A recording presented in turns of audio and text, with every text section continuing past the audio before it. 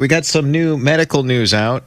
Zombie cells could be lurking within your body. What are they? What do they do? And what can you do about it? Greg McPherson is a biotechnologist, pharmacist, and author of Harnessing the 9 Hallmarks of Aging. He's our guest on 710 KURV.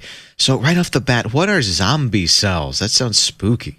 Yeah, they're zombie cells because they're just like the living dead, right? They sit in our body and they just sit there and just don't get removed from our body. And this happens as we get older.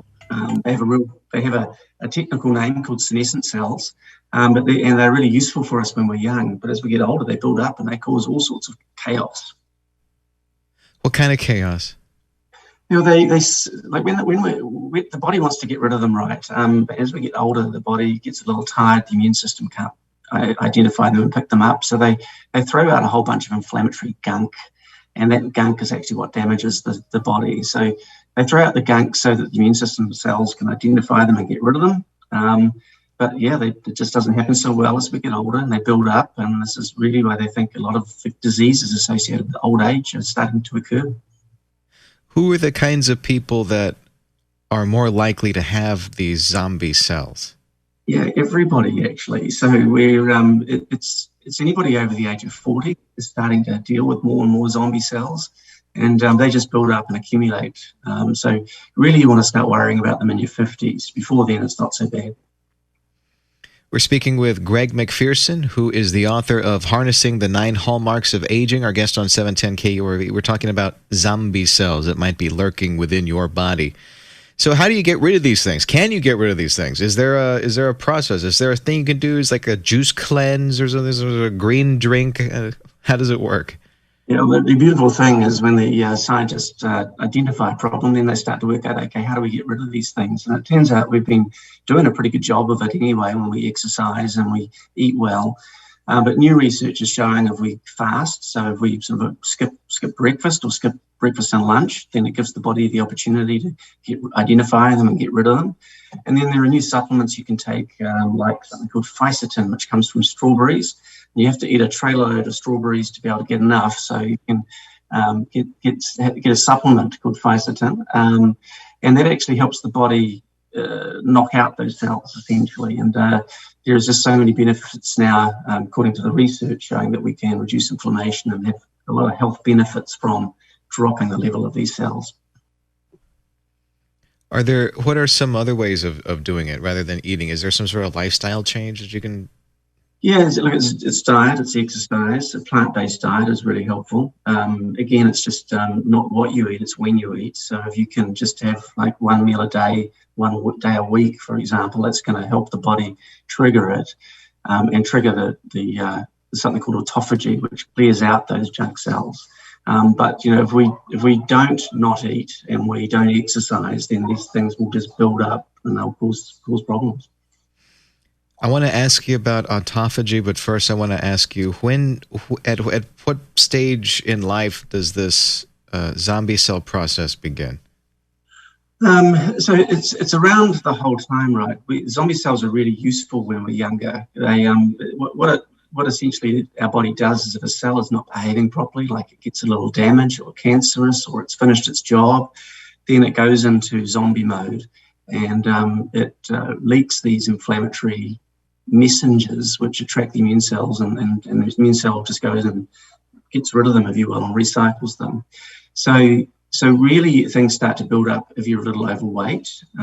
Fat tissue loves zombie cells, but again, it's just over the age of 50, that's when the level of these zombie cells starts to actually impact. And if you imagine in your kitchen, you've got your waste and you don't clean it out for a couple of days and it's smelly and it's just not that pleasant.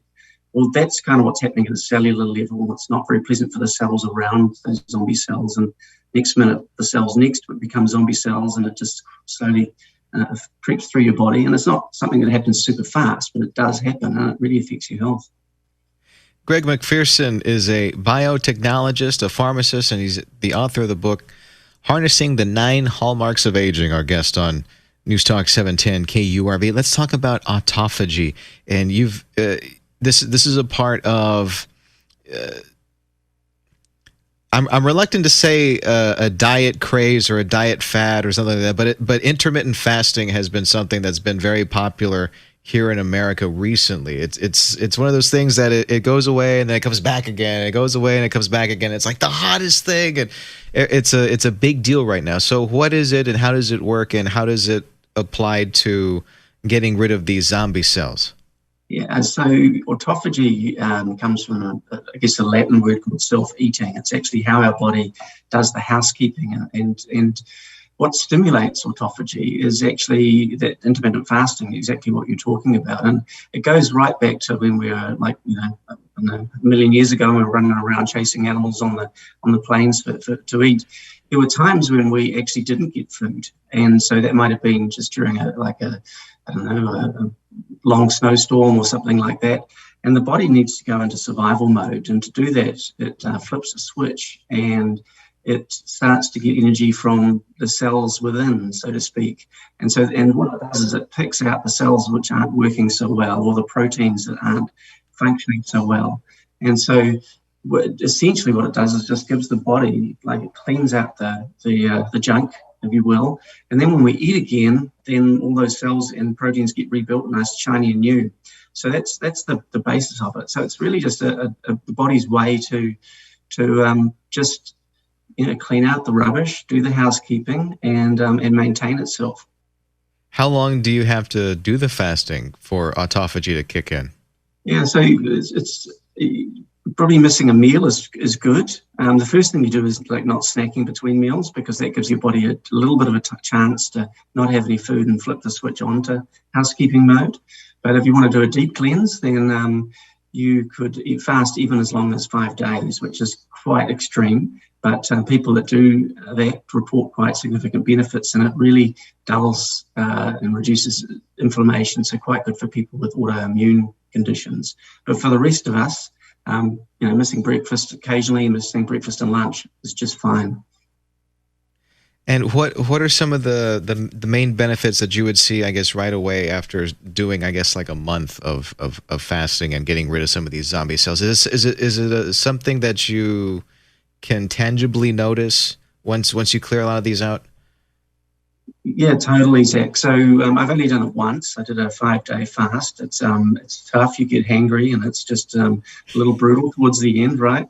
But when you finally come back and have a little food, it just feels amazing. Like, you feel fantastic. You've got no brain fog.